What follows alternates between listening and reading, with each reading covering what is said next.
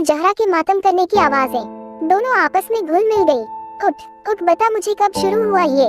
Zahra puncture लगे tyre की तरह बेदम सी हो गई, फिर बेआवाज रोने लगी। उसने आज तक सकीना को गाली न दी थी, लेकिन अब गुस्से के मारे उसका हालत भी जैसे साथ छोड़ गया था। सकीना उठकर बैठ गई थी।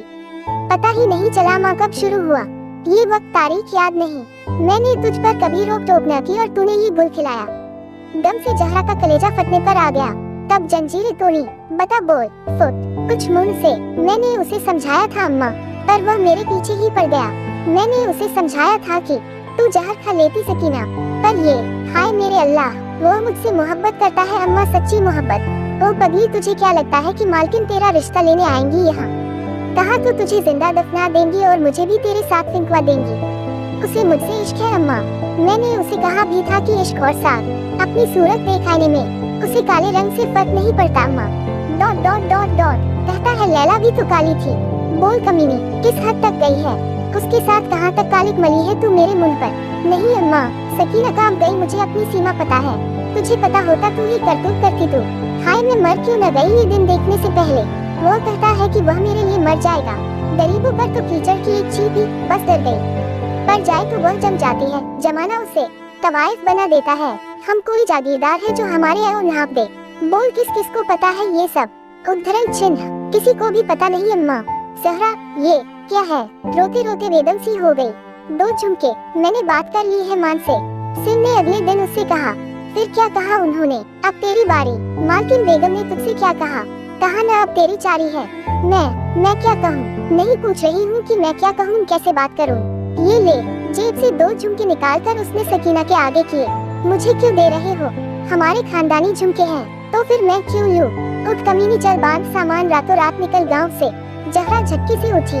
नहीं अम्मा, मैं ऐसे नहीं जा सकती। क्यों मरना है कमीनी तुझे? ऐसी इन पर वैसे भी तेरा हक है। मेरी बीवी बातों को पर लग जाते हैं, अंधेरे में भी नजर आ जाते हैं। यानी तेरा मालकिन बेगम ने दिए हैं? नहीं, फिलहाल चोरी किए हैं। चोरी? क्यों? चोरी के नाम पर मैं आसिम के बगैर नहीं जा सकती। सकीना ने कहकर नजरें नीची कर ली। जहरा बर्तन कपड़े समेटते एक टुक रुक कर उसे ही सकीना की आंखें फट गई। देखने लगी। कोखजनी न होती तो शायद आज जहरा उसे जान से ही मार देती। मालकिन ने भी तो यही काम करना था, तो क्यों न वो खुद घर पर ही कर ले। जो मर्जी कह लो, अब मैं कहीं नहीं। तेरे लिए कहा न, इन पर वैसे भी तेरा हक है, आज ले या कल ले। वो गुस्सा होने लगा। सकीना झुमके पकड़ नहीं रही थी और सवाल पर सवाल पूछे जा रही थी। मैं इनका क्या करूंगी? बस पहन कर अम्मा के सामने चली जा तो। मैं मालकिन बेगम के सामने, वो सब समझ जाएंगी। सकीना, मालकिन के सब समझ जाने से ही काम गई थी। जाऊंगी। सकीना बांस की जड़ें खाए बैठी थी। दिनों में परवान चढ़ी। अपने ही घर में कमजोरी दिखा देती तो मालकिन बेगम का सामना कैसे करती? उसके अंजाम को सोचते सोचते जहरा पीली पड़ गई। मालकिन ने तेज सर्दी में आसिम की पैदाइश वाला वाकया अभी सत्य किया था।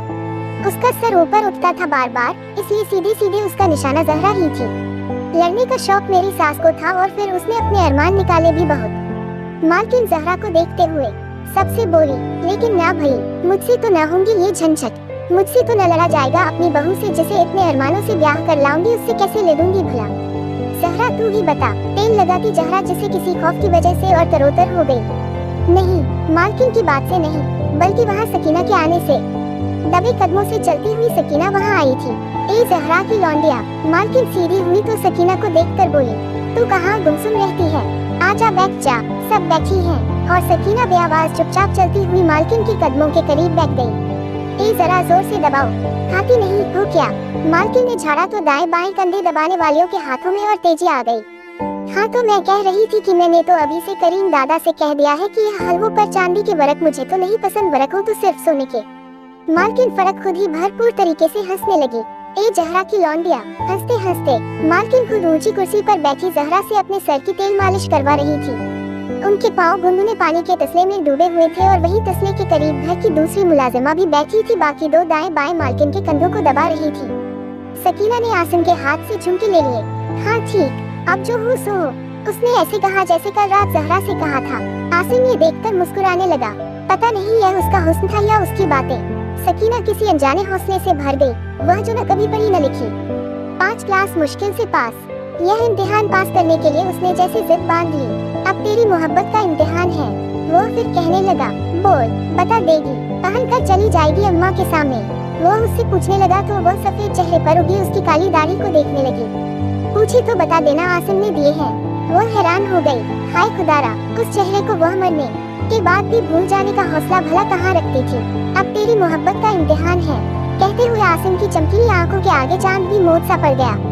वो जाती सर्दियों की धूप थी। नीचे बड़े बरामदे में मुलाजिम लड़कियों की भीड़ जमा थी। एक कोने में चंद लड़कियां गेहूं की सफाई कर रही थी, दूसरे कोने में सूखी मिर्चों को पुलटा जा रहा था। मालकिन ने सकीना को पुकारा, सकीना चौकी, ये झुमके कहाँ से बनवाए तूने? हूबहू हमारे खानदानी। और हैरत से कहती मालकिन खुद ब खुद ही रुक गई। कंधे दबाने वालों के हाथ भी अपने आप ही रुक गए। कोने में होती गेहूं की सफाई रुक गई। मिर्चों के उलटफेर ने सारी फजा को काटदार बना दिया। सबकी नाकें लाल हो गईं। मालकिन की कुछ ज्यादा ही लाल हुई आंखें। जहरा खामोश नाउमीदी के झूले में झूलने लगी। फिर जंजीर टूटी एक धमाके से। पहले मालकिन ने तसले में से पाँव बाहर निकाल कर सकीना को खा जाने वाली नजरों से देखा, फिर एक जोरदार ठोकर तसले को मारी। पानी कम उछला और इज्जत और ज्यादा उछल गई। लम्हों में बरामदा भर गया। मालकिन ने आओ देखा न ताव आगे बढ़कर सकीना को बालों से पकड़कर उसकी गालों पर थप्पड़ों की बारिश कर दी। तेरी इतनी मजाल कमीनी हर्राफा। मालकिन चीखती रही और मारती रही, हर वह गाली जो औरत निकाल सकती है। मालकिन ने दे दी। जहरा चुपचाप सब नेड़े तमाशा देखती रही। किसी ने इतनी हिम्मत न हुई कि मालकिन के मुंह पर हाथ रख सके और ऐसी बगावत भी कोई न कर सका जो तार तार थप्पड़ पर मालकिन के हाथ रोक सके। सकीना कुछ न बोली थी। बेगैरत, बेहया, बदकार। मालकिन मारते मारते जैसे थक गई। ये तमाशा तब थमा जब जहरा चकरा कर फर्श पर ढेर हुई। तब मालकिन ने खींच खींच कर झुमके सकीना के कानों से उतारे और उस पर थूक कर पाँव पटखती उसे फटकारती अपने कमरे में चली गई। अंधेरी रात के खात्मे पर तारकोल में लिपटा हुआ सफेदा नजर आने लगा था। इस थोड़े बहुत नजर आने में भी बहुत कुछ फेरव की ही नजर हो गया था। लगता था जैसे जब से दुनिया बनी है यही आलम चला आ रहा है। जिन जिन के खेतों को बारी के पानी मिलने का दिन था वह सब सुबह ही सुबह अपनी जमीनों पर आ गए थे। उनकी औरतें सिलाई का काम कर रही थी। बाकी चारों तरफ खामोशी और सन्नाटा था। जुगाली करते बैलों की गर्दनों में झूलती घंटियों की आवाजें बहुत तेज थी। जब वो दोनों जहरा और सकीना गांव के अंदर आई इस तरह खामोशी से कि उनके अपने कदमों को भी इतना लंबा सफर तय करके आने और सब कुछ पीछे छोड़ाने की खबर तक हुई थी। सूखी कनालियों को जहरा ने मांझ मांझ कर धोया था। जब से घर बंद था कनालियां भी सूखी पड़ी थी। खूब अच्छी तरह धो लेने और अपनी तसल्ली कर लेने के बाद जहरा ने एक कनाली में पानी और दूसरी को चादर के पल्लू से सुखाकर उसमें बाजरा डाला था और ऊपर छत पर रखने चली गई थी। वो शायद प्यासों का गांव था। देखते ही देखते चिड़िया इकट्ठी हो गई और दोनों कनालियां गदले परों से ढक गई। जहरा कड़ी दोपहर में खड़ी उन्हें देखती रही। न जाने किसके बदले किसके सदके। नीचे आकर उसने झाड़ू पकड़ी थी और सहन में लगाना शुरू कर दी थी। बहुत सारा पानी छिड़का था सहन में, फिर भी धूल थी कि उल्टी ही जाती थी। ला चाची, मैं कर दूं सफाई, पड़ोस की लड़की जारा ने अंदर आते हुए कहा। नहीं रहने दे जारा बेटी, मैं खुद ही लगा लेती हूँ। कोई एक दिन का काम थोड़ी, सब कुछ है अब तो रोज करना पड़ेगा। और रोज करने वाले काम को वही एक लम्हे के लिए भूल सी गई। सकीना की तबीयत ठीक हुई चाची? सारा ने पूछा। मुझसे कुछ न कहा, फिर भी जारा सब समझ गई। सुना था शहर में जाकर लड़कियां बहुत तेज हो जाती है चाची, पर यह सकीना तो पुरानी सुध बुध से भी गई। उद्धरण चिन्ह। हाँ, पता नहीं कौन सी नींद है जो वही हर वक्त लेटे रहकर खुली आंखों से पूरी से करती है। नहीं बोला सकीना ने कुछ तो बता चाची, कुछ तो बोल। क्या हुआ शहर में जो वह यूं छुई मुई की तरह खुद में ही सिमटी रहती है? जारा की आंखों में आंसू आ गए। वो शहर है ना बेटी, बड़ी रफ्तार की जिंदगी है वहाँ। कुछ होने के बाद भी समझ में नहीं आता कि हुआ क्या है। सकीना तो जैसे चुप रहने की कसम खाए बैठी है। कुछ पता हो, कुछ समझ में आए तो बताओ। तू छुपाती है चाची, हम सबसे, खुद से भी छुपाती तो वह है मुझसे। पता न चला कि क्या हुआ उस रात। क्या हुआ, कोई बीमारी, कोई जहरीला जानवर काट गया? उद्धरण चिन्ह। गंदे सहन में जहरा दीवार के साथ बैठ गई। उसकी आंखों के आगे वह मंजर घूम गया जब मालकिन उसे तार तार थप्पड़ मार रही थी। पता नहीं ये ख्याल ही कैसा था। जहरा का सर उस दिन की तरह ही चकराने लगा। क्या सब कुछ चाची? जारा न समझते हुए बोली। पहले ताप चढ़ा, मैंने कहा उतर जाएगा, पर वो बीमारी बन गया और आखिर में जहरीली हो गई सकीना। रहने दे चाची, तुझे भी सकीना की जबान लग गई है। और उसकी जबान कहाँ गई? जहरा अपने आप से बोली। कब से है ऐसी गूंगी खामोश? तब जब से गांव वापस आए हैं, उससे एक रात पहले से। उद्धरण चिन्ह। रात भी तो नागिन होवे, 10 लेवे होने के लम्हे को कौन टाल सके? उद्धरण चिन्ह। तो क्या बैठे बिठाए ही हो गया सब कुछ? जारा ने हाथ लहराया, भवें मिलाई। बैठी तो मैं रह गई। हिम्मत दिखा देती तो आज यहाँ इस तरह न बैठी होती।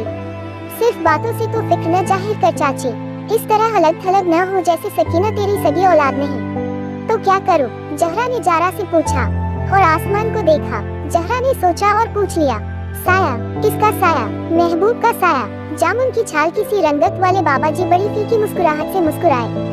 हाँ, महबूब का साया। तू नहीं जानती थी कि मोहब्बत सांप है तो इश्क कोडियाला। कोडियाला। जहरा कांपी जैसे नाम लेते के साथ ही किसी ने पिटारी में से कोडियाला सांप बाहर निकाल दिया हो। सांप का दसा तो फिर पानी मान लेता है। भरोसा तो अल्लाह की जात पर है, लेकिन इन बाबाओं के पास जड़ी बूटियों का बड़ा इल्म होता है जो आम आदमी के पास नहीं होता है। यहाँ से 2 गांव छोड़ तीसरे गांव में एक बाबा आया है, मेरी भाभी वहीं से है ना।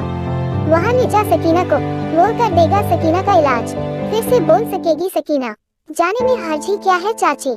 जारा ने झाड़ू पकड़ ली और बैठी हुई गद को फिर से उड़ाने लगी। मौसम बदल चुका था और एक मौसम के बदले में न जाने कितनी रुतें बदल गई। लहलहाती फसलों की कटाई में सिर्फ मान सके चंद दिन ही बाकी रह गए थे। पेड़ों के पत्ते सब झड़ चुके थे। धूप में अभी तेजी बाकी थी और वह इतनी तेज चल न सकती थी कि जल्दी घर पहुंच सके। सकीना से तेज चला नहीं जा रहा था। जहरा सकीना करते हैं कि एक हाथ को अपने कंधे पर रखे उसे सहारा देकर चल रही थी। सफर ज्यादा लंबा तो नहीं था। दोनों की जूतियां और पाँव मिट्टी के रंग में रंग चुके थे। पानी ही मांग ले, कुछ तो बोले। जहरा ने हैरत से कहा, तुझे इतनी भी समझ न थी कि घोड़ी और लड़की मुंह जोर हो जाए तो क्या समझ थी? पर यह जंजीरें छुड़ा कर बाहर जाती थी। बाबा जी खामोश। फिर अब क्या करूं? किसके पास जाऊं? रोग का इलाज इंसान के पास होता तो मौत का भी होता। किसी के पास नहीं है इसका इलाज, किसी के पास नहीं। जहरा ने मरियम सकीना को गले से लगा लिया। किसी हकीम, डॉक्टर, बाबा के पास। बाबा जी ने उंगली ऊपर उठाई। वह जो एक है और एक ही रहेगा। 6 महीने गुजर चुके थे जहरा को बाबा से सकीना का इलाज करवाते और आज बाबा जी ने उसे दवाई नहीं दी थी। मैं तो समझा था कि उसे कोई बीमारी है। ये तो रोगी है। रोगी? जहरा ने कहा, तो क्या रोग बीमारी न होवे? वाह, दिल में सोच कर रह गई। हाँ, रोगी, चेरागन, जोगन या जो भी कह ले तू, समझ ले तू। वह जो एक है और एक ही रहेगा। घर चली जा, वह करेगा इलाज जब उसने करना होगा। और वहाँ से नाउम्मीद होकर जहरा ने सकीना को उठाया और घर को होली। चलते चलते और सहारा देते देते जहरा जैसे थक सी गई थी। घर थोड़ा ही दूर रह गया था। हर हफ्ते बाद का ये सफर पिछले 6 महीने से उसे हलकान कर रहा था, लेकिन आज तो वह जैसे खत्म ही होकर रह गई थी। कुछ सकीना की बीमारी, कुछ इस बीमारी का इलाज न होना। सकीना ने दूर दूर तक सुनहरी फसल को देखते हुए अपना सारा बोझ अम्मा पर डाल दिया। जमीन उसके पैरों के नीचे से खिसकने लगी थी। उसका सर चकराने लगा था।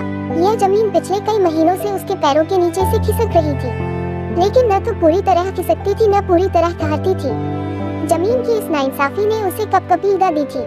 सारा उसकी तरफ देखते हुए कहती थी, चाची, सकीना जैसी आंखें तो पीलिया वालों की होती है। जहरा कहती थी, ऐसी आंखें तो इंतजार वालों की होती है। और वह खुद न कुछ सोचती थी न कुछ कहती थी।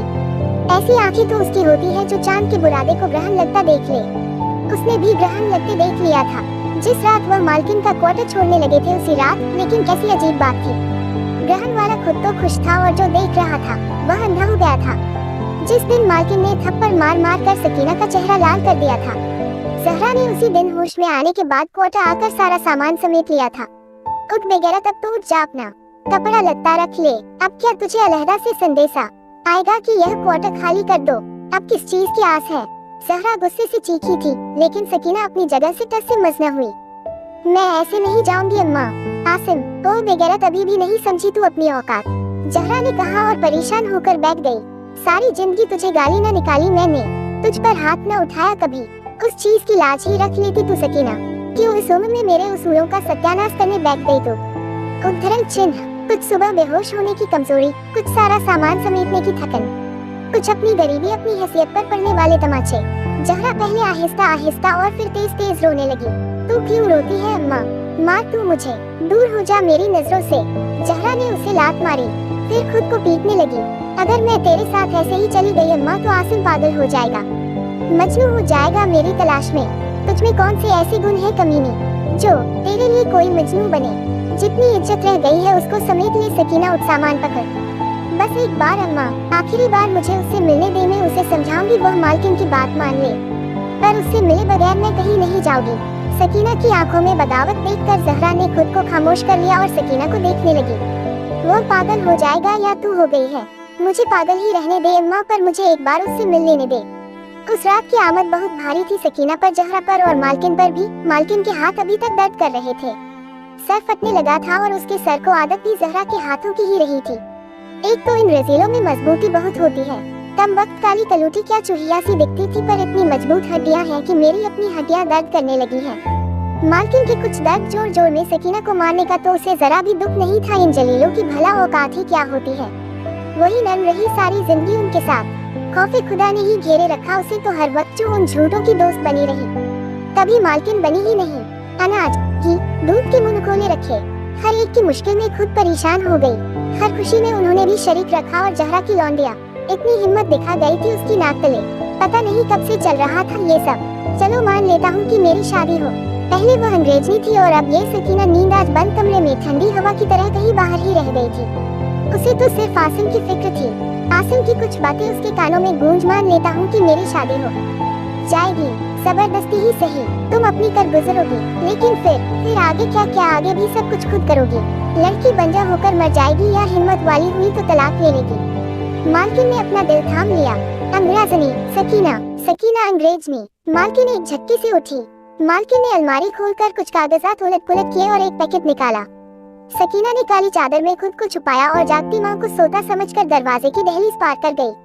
इससे पहले कि वह आसिम के कमरे तक पहुंचती, अंधेरी रात में उसने मालकिन को भी वहां ही जाते देख लिया। दरवाजे के पक्की झिरी के साथ लगकर सकीना खड़ी हो गई। अंदर पहुंचकर मालकिन ने बंद पैकेट आसिम की तरफ उछाला था। ये ले पैकेट। लेटे हुए आसिम के हाथ के करीब आकर गिरा था, लेकिन न तो उसने पैकेट खोला था और न ही जुबान। तेरा पासपोर्ट, शनाख्ती कार्ड और नकदी। मालकिन खामोश हो गई। जा लिया जाकर उस अंग्रेजनी को यहाँ, या उसे इधर बुला ले। मुझे ये शादी मंजूर है सच्चे दिल से। इससे पहले कि हक्का बक्का आसिम कुछ बोलता, मालकिन कमरे से बाहर निकल गई। सकीना दीवार के साथ हो गई और सोचने लगी, जब तक मैं अंदर पहुंचूंगी आसिम तो उस पासपोर्ट को फाड़ चुका होगा। लेकिन उसके अंदर पहुंचने से पहले ही आसिम का कहकहा बाहर तक पहुंचा। हाय अल्लाह, कहीं आसिम दीवाना तो नहीं हो गया। हैश पगली, दीवानी तो वह हो गई थी। और झिरी में से ही उसने देखा, आसिम ने पासपोर्ट को हवा में उछाला था, फिर उसे होंठों से लगाकर चूमा था और फिर एक अजीब सा नारा लगाया था। सकीना कुछ भी न समझ सकी, लेकिन अंदर जाने की उसकी सारी हिम्मतें भी न जाने क्यों टूट गई।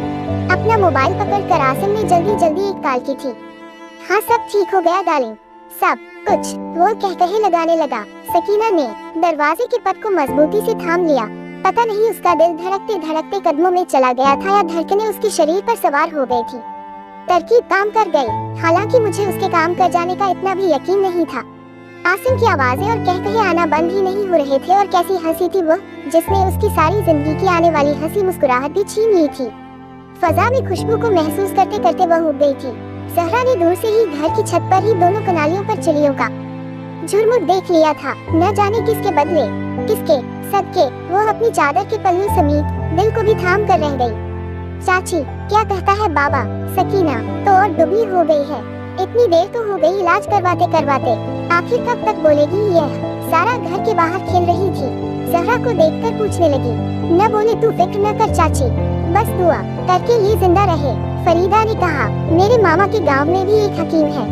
फातिमा ने बताना चाहा, न बेटी अब नहीं जान रही हूँ कि इसका इलाज एक ही इंसान कर सकता है। वो बड़ा डॉक्टर वह इलाज कर दे या इंसाफ कर दे। उद्धरण चिन्ह, इलाज ही करवा ले चाची। फातिमा मशवरा देकर हंसी। जितना बड़ा खेल उसके साथ खेला गया है, इलाज भी तो उतना ही बड़ा डॉक्टर करेगा ना। उद्धरण चिन्ह, कितना बड़ा खेल चाची, सोच से भी ज्यादा बड़ा। और हंसते हंसते इन तीनों की सिट्टी जैसी गुमसी हो गई। चल सकीना घर चल, मुसला बिछाकर उस बड़े डॉक्टर के आगे दुआ कर, वह तेरा इंसाफ कर देगा। बस जल्दी कर दे, चल बेटी घर चल। उद्धरण चिन्ह, जहरा ने चादर के पल्लू से आंखें साफ की और सकीना को सहारा देकर घर की तरफ चल पड़ी। भरी दोपहर में सूरज जैसे डूब सा गया। तारांकन